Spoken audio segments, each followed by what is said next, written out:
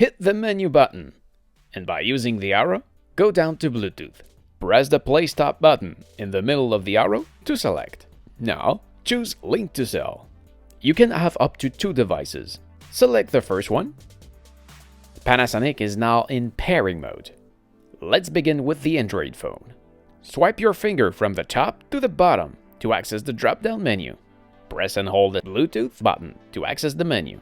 Now wait to see Panasonic DECT and select it.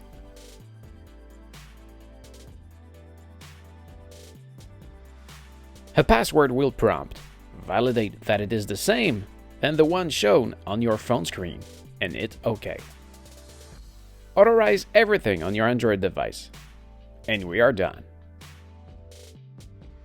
Now if you have an iPhone, let's select the second device for this one. The phone is now again in pairing mode. On the iPhone, go in Setting, Bluetooth, and wait to see Panasonic DECT. Select it, and that's it.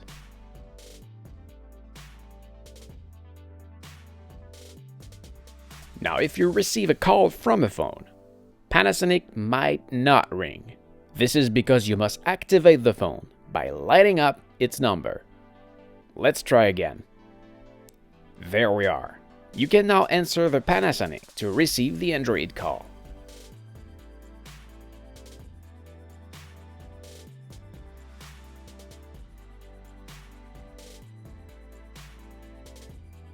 As you can see, it can also receive call from the iPhone.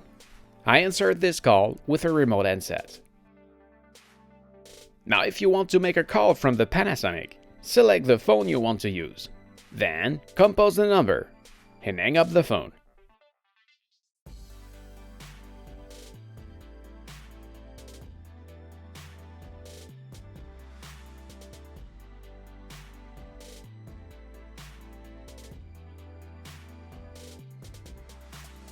So this is it. Thank you for watching. I hope it helps. If yes, please make a thumbs up. If you have any question, please ask in the comment below.